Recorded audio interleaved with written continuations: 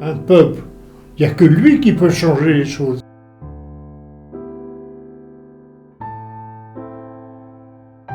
J'ai vraiment aimé l'armée parce que elle m'apportait surtout à travers les gens que j'avais à commander,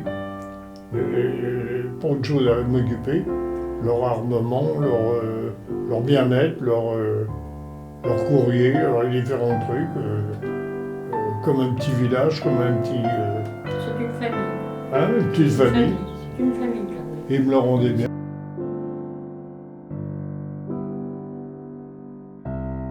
Il n'y a qu'un Dieu sur terre.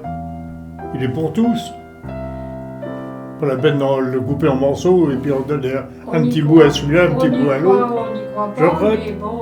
Tu crois tant mieux, tu crois pas tant pis. Ben voilà.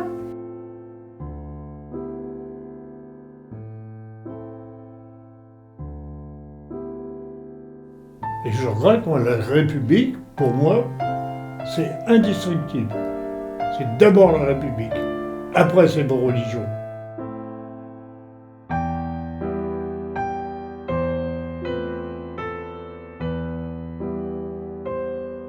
Quand tu es décidé à... Tu sais pas ce qui va t'arriver. Tu sais pas ce qui va t'arriver. Mais tu as toujours la volonté de ta bonne étoile. Ben oui. On a tous une bonne étoile et puis...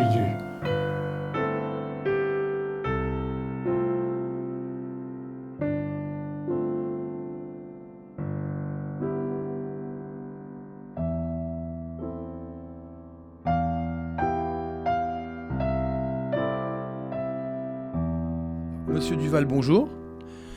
J'aimerais tout d'abord vous remercier déjà de me recevoir chez vous dans un décor somme toute fort agréable. Vous remercier ensuite de partager avec nous vos souvenirs, vos analyses ainsi que vos réflexions. Et vous remercier enfin d'avoir combattu sous le drapeau français. Aujourd'hui ancien combattant, vous avez participé à 2 conflits. L'Indochine, un conflit qui durera 5 ans, de 1949 à 1954, et l'Algérie, la guerre d'Algérie, qui durera 8 ans, de 1954 à 1962. C'est essentiellement cela qui va ici retenir notre attention. Mais avant, j'aimerais que vous nous parliez de Léon Duval, avant l'armée, avant la guerre. Qui était-il? Quelle était sa vie? Et pourquoi a-t-il un jour décidé de s'engager? Alors, c'était un garçon sérieux, qui aimait l'école, qui avait envie de réussir, et qui, tant que mon père était là, le père d'Eval, il rigolait pas. Hein. Si tu étais deuxième, il fallait que tu passes premier. Alors, une fois qu'il est mort, qu'est-ce que tu veux faire? Mais j'ai toujours aimé l'école, même dans l'armée. Hein. Je pense que c'est les bouquins, la preuve de toujours en contact avec le savoir, c'est incalculable. Le plaisir de s'instruire. Incalculable. Du temps de son père, c'était une famille très unie, un bon papa, une maman très attentive à ses enfants, s'occupant bien d'eux. Et puis c'était, comment dire, courageuse. C'était très courageuse, oui. Et puis c'était un amour familial. Tout le monde s'entendait bien, tout se passait bien. Puis malheureusement, la maladie a rattrapé son père et il est mort très rapidement à l'âge de 35 ans. On allait à la pêche, nous on se baignait, le père il gueulait parce qu'on faisait une fouille pour les poissons, mais ça se passait bien. Ça passe vite la vie. Et qu'est-ce qui vous a décidé de vous engager? Pourquoi vous êtes engagé dans l'armée? J'avais que ça à faire. J'avais pas à discuter. Moi, je pars du principe que j'avais un frère et une sœur qui étaient derrière et qui avaient des études à faire. J'en avais fait. J'avais rempli ma vie de ce côté-là. Il n'y a pas de raison qu'ils ne le fassent pas. Étant donné que ma belle-mère, sa mère, n'avait pas les moyens de l'envoyer dans les écoles, aux arts et métiers, où il aurait vu, et puis c'était très coûteux. Il valait mieux qu'il passe quelques années dans l'armée, de façon que quand il serait revenu, il puisse aller aux arts et métiers. Ce qui s'est passé finalement du reste. Je ne me voyais pas faire autre chose que de retourner aux arts et métiers. Voilà. Pour moi, c'était vraiment... si on me l'offrait, si on me donnait les moyens d'y aller, j'y allais. Parce qu'on ne m'a pas demandé d'argent, on ne m'a rien demandé. Non, mais quand vous êtes à l'école des arts et métiers, vous êtes une charge pour les parents. Alors, sa maman, seule, n'ayant plus de mari, n'avait pas les moyens d'assurer. D'autant plus qu'elle avait 2 autres enfants à finir d'élever. Donc c'est une raison financière avant tout, l'engagement. Oh, tout à fait. Oui. Mais tout à fait. À 18 ans, vous faites partie de l'armée française. Quelles sont vos premières impressions lorsque vous abandonnez l'habit civil pour revêtir le treillis? Oh putain. Oui, Oh, j'ai même pas eu de treillis. Vous n'avez pas de treillis, hein?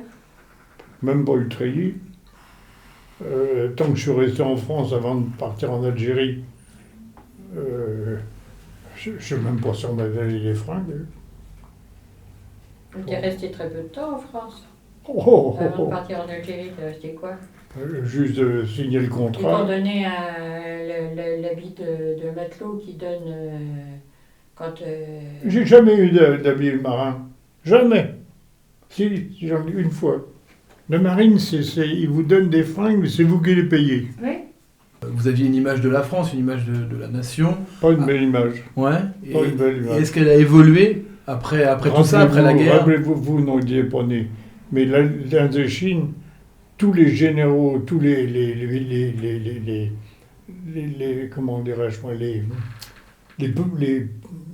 responsables de l'armée? Non, Ouais. les gars de l'armée, mais surtout les gars de la politique et autres, là, ils faisaient avec les piastres, ils trichaient, ils ont fait du vol de...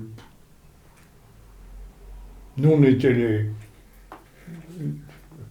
les voyous, Oui. C'était, si vous voulez, moi je me rappelle parce que j'étais quand même suffisamment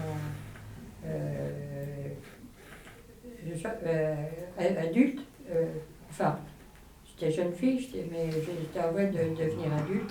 Quand vous entendiez parler les gens de ces jeunes qui étaient partis combattre en Indochine, c'était des voyous. Les Français, ils raisonnaient comme ça. Il n'y avait rien à faire. Même, moi j'avais mes cousins, je vous ai dit, je suis d'une famille de militaires de carrière. Ils combattaient en Indochine, ils combattaient là où il y avait à combattre. Bon, c'était des militaires de carrière. Eh bien, ils étaient considérés comme des voyous. Et ça, je l'ai entendu toute ma jeunesse. Et attends, faut pas. Alors, j'ai jamais compris pourquoi. Faut pas faire le constat. Disons que la guerre, c'était comme on l'a connue en 39-45, ou qu'ils l'ont connue malheureusement en 14-18. Là-bas, c'était des conflits momentanés à des endroits bien précis. Aussi bien en Algérie qu'en Indochine qu'ailleurs. C'était pas tous les jours se massacrer, tous les jours... Je me rappelle... On n'est pas des Américains, nous. Le frère à Monique Collet, le fils à Bichette, eux ils sont morts, hein. Ils sont morts là-bas en Indochine. Mais c'est tout juste si on ne crachait pas la figure des parents parce que leur fils était parti là-bas. Moi je suis parti tranquillement. Les Viettes étaient bien gentils. Hein. Ils aimaient la France. Hein. Ils aimaient la France. Vous savez, Sirocco,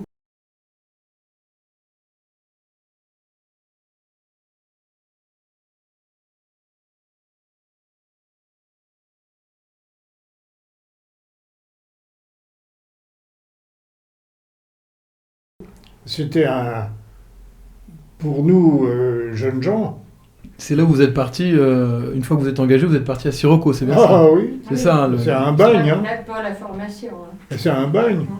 J'ai vu les Anglais qui ont fait former les commandos en 44. Oui. Ils mettaient des mitrailleuses à 15 cm au-dessus de ta tête à tirer. Si jamais elles se déréglaient ou autre, ils touchaient à rien. Il y avait les grenades qui tombaient à un moment précis dans la fosse. Il y a eu je ne sais plus combien de morts, 17 morts je crois. Ils n'ont pas bougé. Hein. Ils avaient le droit à 10% de morts.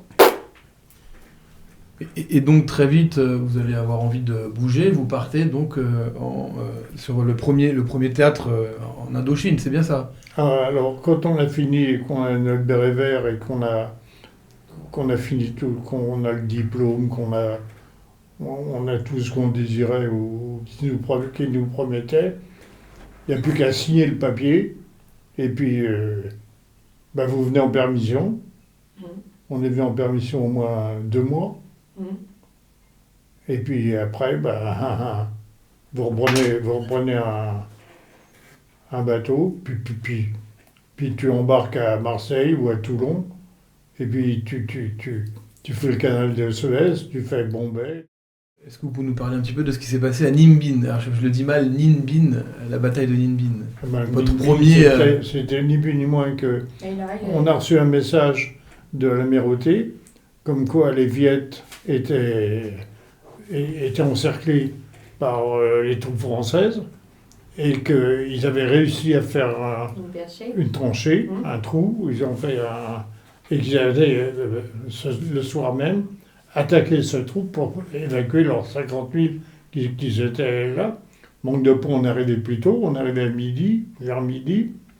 L'autre, il a tout vendu. Et quand ils ont commencé à déferler sur nos gars à nous, ils sont tous morts. Enfin, pas tous morts, ils en ont fait beaucoup, beaucoup prisonniers. Et ils les ont fusillés le lendemain matin. Voilà. Ils ont été fusillés le lendemain matin. Le sacrifice du lieutenant Delattre de Tassigny et de ses compagnons a fixé l'attention sur les sanglants combats livrés autour de Piton de Ninh Binh qu'un héroïque reporter a réussi à filmer. 2 bataillons de parachutistes ont été lâchés pour dégager la garnison du fortin.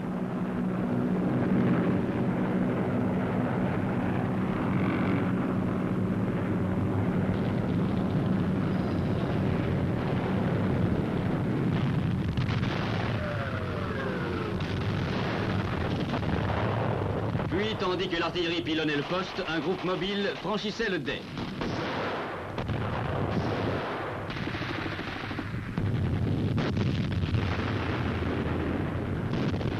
Réduisant un à un les nids de résistance viette, des éléments réussissaient à progresser en direction du fort.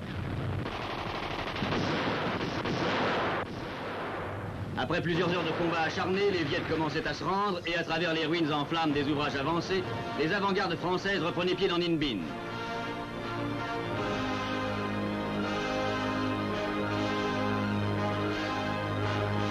Le Piton de Ninh Binh. C'est là, au milieu des décombres, que gisait le corps du lieutenant Delattre de Tassigny. Aujourd'hui, le drapeau français flotte à nouveau sur Ninh Binh reconquis.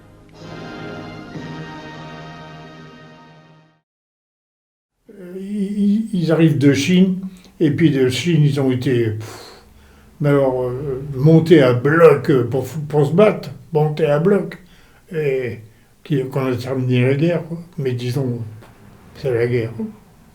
Puis comme des cons, les Français, ils ont été se foutre dans une nase presque sous terre. Il n'y a plus que les encercler. L'Indochine, c'est immense. Quand tu vas dans la plaine des Joncs, là, du côté de Saigon et tout ça, là, c'est des palétuviers, c'est de la flotte partout, c'est du riz. C'est du riz partout. Tu as des mômes qui ont 7-8 ans, qui sont dans la flotte, mais qui sont là pour travailler. Pour remarquer combien on est. Ah oui, non, mais là, oui, la guerre. C'est des petits agents secrets. Oui. C'est pas une bonne chose d'arrêter le service militaire. Mais non, c'est pas une bonne chose. Mais non.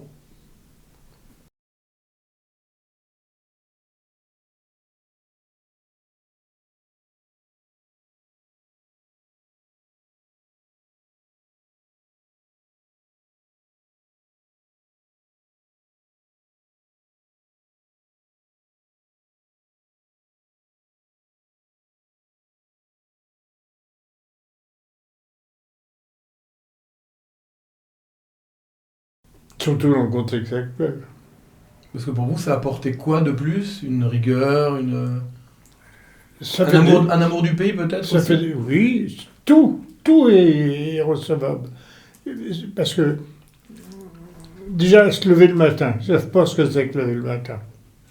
Là, 6 heures, hein, tout le monde debout. Hein. On parlait d'ailleurs tout à l'heure de ce que l'armée vous avait apporté à vous. Qu'est-ce que ça vous a apporté Moi, je pense qu'elle m'a quasiment tout apporté. Le respect des autres, Bon, j'ai la chance d'avoir grimpé les échelons à une vitesse invraisemblable, mais ça m'a permis dans la vie après d'avoir un respect vis-à-vis de qui que ce soit, mais indiscutable. On peut toujours s'engueuler, on peut toujours ceci, cela, mais en restant cordial. En France, il n'y a pas beaucoup de respect.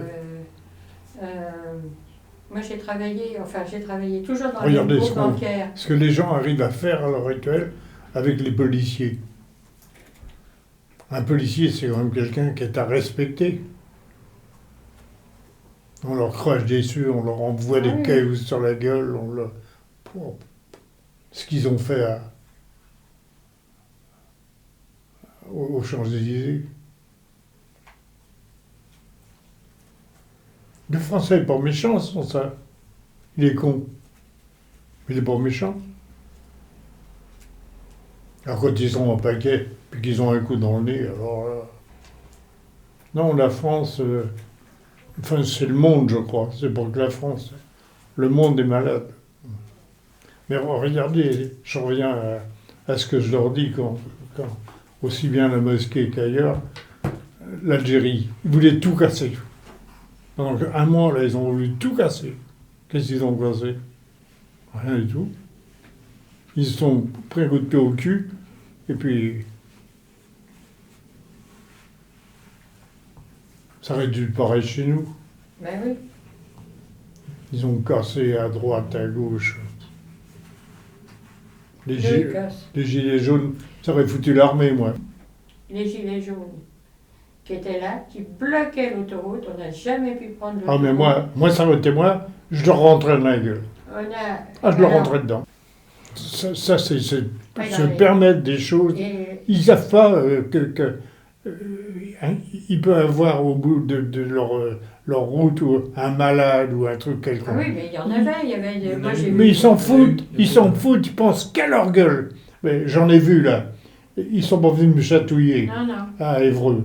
Vous voyez, je pense qu'un gars comme moi ou d'autres, mais qui ont une réflexion au bien-être du prochain, ça ne peut pas se faire, ça. Parce qu'il y a toujours une réserve en disant si on l'embête, mais il a peut-être quand même des choses utiles. Bon, enfin, on n'a pas des politiciens non plus. Regardez, je vais peut-être ça va peut-être vous déranger. Mais Poutine, quand il ouvre la bouche, ben, tout le monde la ferme. Et il ne dit pas grand-chose. Il y a eu l'histoire avec, il y a peu de jours, là, avec l'autre qui veut faire la pluie et le beau temps. Le Turc? Oui, le Turc. Erdogan? Ouais, Erdogan. Ben, il la ferme. Hein.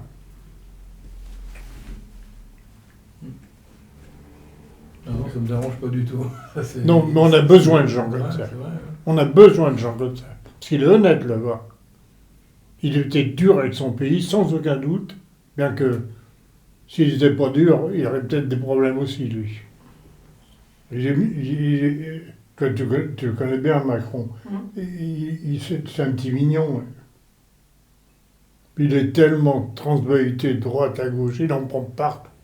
Il en prend dans... il n'y a pas une chaîne qui lui tape dessus. Qui lui tape pas dessus, tu veux dire? Hein? Il n'y a pas une chaîne qui lui tape pas dessus. Ah ouais. Mais il a une belle tête, hein. Bien faite. La retraite. Nous, les anciens combattants, vous ne l'avez jamais entendu ce que je vais vous dire. Nous, notre retraite, elle est par points. Elle est par points. Non, je ne savais pas du tout ça. Personne n'a jamais parlé de ça. Personne.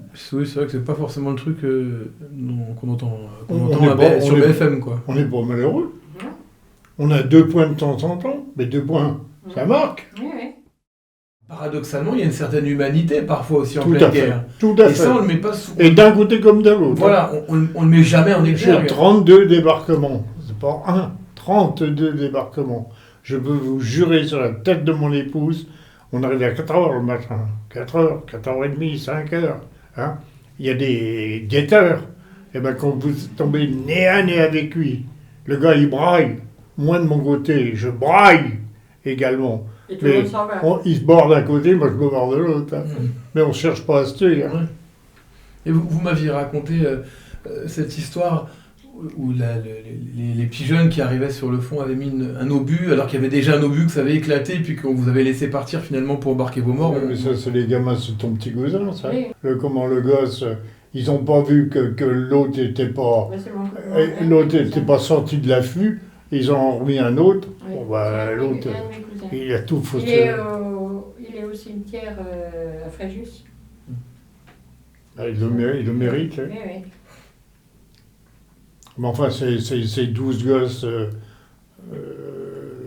de quoi c'est même pas, c'est des apprentis canonniers. Oui, oui. Il n'avait même pas 20 ans. Ah non, il avait 18 ans.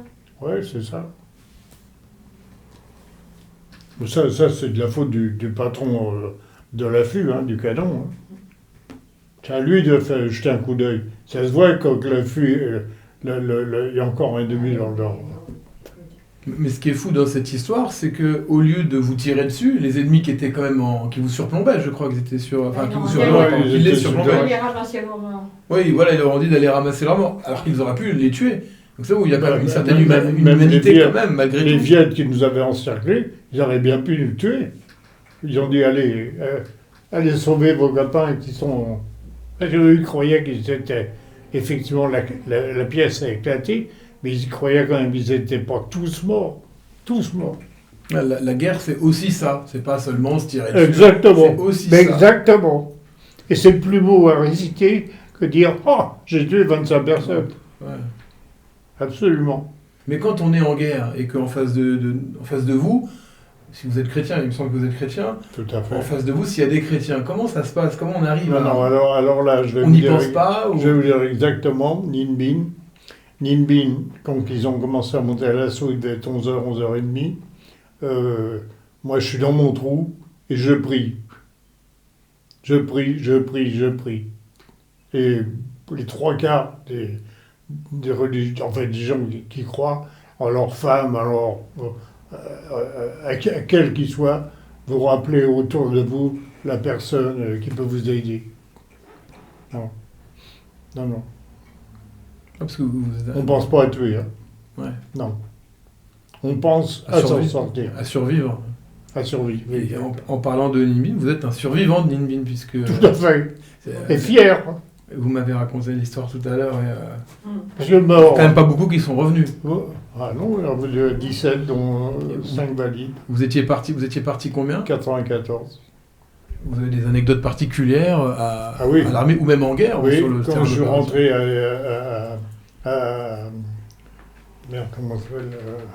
au Cap Saint-Jacques, la première nuit que j'ai dormi dans une banette, je me suis retrouvé avec quelqu'un dans mon lit.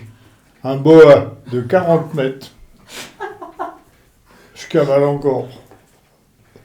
Blanc. Il était beau. Oh, le con, dis donc. Ah, il y en a d'autres. J'avais un Zef, un Bressois. C'était lui qui tuait les sentinelles, enfin qui tuait les gardiens adverses. Il leur coupait la tête au couteau. Voilà. Bon, il rentrait le matin ou le soir et il ajoutait un truc sur son couteau. Alors, 5 litres de rouge le matin, puis autant la nuit. Oui, mais ils sont pas récupérables, ces gens-là. Il vaut mieux Il vaut mieux qu'un jour ils aient un accident et qu'ils meurent sur le front. Hein. Parce qu'à force, oui, ils sont trop habitués à tuer et puis... Oui, mais il y en a qui se forment un truc comme ça. Mais c'est alcoolique. Hein. Ah bah oui. Vous avez parlé aussi un peu de la Légion étrangère l'autre fois quand j'étais venu vous voir. Moi, les légions étrangères, ils me servaient à nous faire bouffer. Ils tuaient les cochons, ils tuaient tout ce qu'il y avait à tuer, et puis ils nous faisaient bouffer. Le reste, ne m'intéresse pas. Et les bérets rouges non plus. Jamais été intéressé ni par la Légion, ni par les bérets rouges. C'est des assassins, ne m'intéresse pas. Nous, on a des missions bien précises, comme on a dans le civil, comme on a dans le travail. Je travaille avec les gens du GIGN. Quand ils attaquent un avion ou qu'ils attaquent quelque chose, ou des gens qui sont retranchés quelque part, ils savent tous ce qu'ils doivent faire. Et puis, s'il y en a un qui est descendu, c'est manque de peau. Mais chacun sait ce qu'il doit faire. Non, c'est pas un petit jeu, c'est pas un jeu de jeu, c'est pas un joujou. C'est un métier. Vous savez que maintenant, les petits garçons, quand ils sont petits, ils jouent souvent avec des petits pistolets, etc. C'est affreux, ça. Et il y a des jeux vidéo c'est affreux, ça. Qui reproduisent des théâtres de guerre. Quand je vois avec mon petit... le fils à ma belle-fille, enfin pas ma belle-fille, à la fille de ma belle-fille, le môme, il avait 2 ans, même pas 2 ans, il jouait à... Combien de fois que j'ai gueulé. Parce que vous avez une perception en tant qu'ancien combattant qui est différente de celle peut-être des parents qui n'ont pas connu la guerre, c'est pour ça. C'est vrai que des parents maintenant ont tendance à laisser... Il y en a partout. Oui, bien sûr. Mais c'est vrai que vous avez des jeux vidéo qui reproduisent, par exemple, ceux-là, il faut les pendre, ceux-là. Je regarde les différents, quand on est jeune ou autre. Vous êtes contre ça, quoi, les jeux vidéo qui reproduisent la guerre. On ne devrait pas. Ah non. Ah non. Et maintenant, avec le recul, quelle vision vous avez de tout ça? Parce que j'ai des gens que je connais, qui ne sont pas forcément des amis, mais quand ils parlent de l'Algérie, ils sont un peu déçus de comment ça s'est passé. Ils auraient préféré que l'Algérie reste française. D'autres qui sont contents. Quelle est la politique de l'époque? Comment tout ça s'est terminé? C'est sûr que ça aurait pu être réglé autrement. C'est sûr. Mais les Algériens par eux-mêmes que je côtoie, que je reçois, ou que je parle avec eux, tous ont rêvé que l'Algérie reste française. Attention, avec leur indépendance, oui. Français, mais indépendant. Ils auraient pu être comme... qu'on travaille, je comprends. On travaille comme les Anglais travaillent avec leur... Voilà. Tu sais pas ce qu'ils ont fait en Algérie, les bons Français, les pieds noirs, là. Les pieds noirs, les 3 quarts, ils n'ont pas une goutte de sang français dans les veines. En Algérie, quand ils ont eu leur liberté, après le juillet 63, ils sont rentrés dans les maisons, mitraillettes au point, qu'on avait étonné, les mitraillettes. Ils foutaient les gars à la porte, ils ne voulaient pas sortir de l'appartement, ils vous bousillaient. On bousillait les pieds noirs, ou les pieds noirs avaient l'armée? Non, les Algériens. Ah oui, d'accord. Les pieds noirs étaient pas meilleurs. Les pieds noirs étaient pas français. Ils faisaient tout leur coup en dessous. C'était pas français, hein. C'est des... Un pied noir. Très peu de français. Un pied noir en Algérie, on leur a donné aucune possibilité de faire la guerre. Voilà. Ils étaient dans les bases d'aviation, ils étaient à droite et à gauche à faire du travail, mais ils n'ont pas fait la guerre. Ils savaient très bien ils auraient trahi. Contre la France. Ils auraient trahi. L'Algérie, elle était pour nous. Enfin, pour nous. Pour travailler ensemble. Faire un Commonwealth. Moi, j'ai vécu, disons, en Algérie dans les années... à la fin, là, en 53. On était vraiment pour faire un Commonwealth, mais De Gaulle ne voulait plus rien faire. Il voulait foutre le camp et il n'en avait plus rien à foutre. Puis l'OAS. Oui. L'OAS qui a foutu un bordel monstrueux, qu'on massacrait. C'est l'extrême droite, ça. Hein? C'est l'extrême droite. L'OAS, c'était l'extrême droite, c'était les pénistes maintenant. En 1944, les Russes étaient arrivés au Havre. Oui. Et ils avaient déjà balancé tout le pognon pour couvrir la France de leur argent. Et même je peux l'assurer, ce que je vais dire, c'est que De Gaulle avait vendu l'Algérie à la Russie. Mais De Gaulle, il avait beaucoup de qualités, où il a eu surtout beaucoup de réussites. Mais des conneries, il y en a eu. Hein.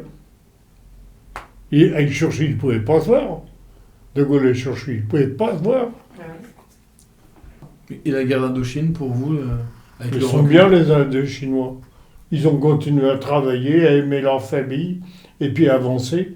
Là, il paraît que, moi j'en ai là qui ont été, mais l'Indochine a complètement changé. Il y a des routes, il y a des hôtels, mais tout est complètement changé. Ils sont restés dans leur ligne.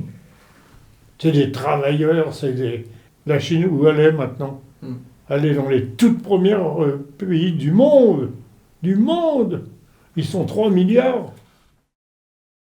Dans le ciel, couleur d'acier, ils descendent par milliers.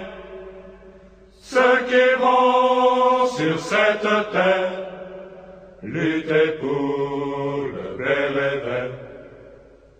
Il faut croire ce que l'on dit, ne lire que si l'on agit.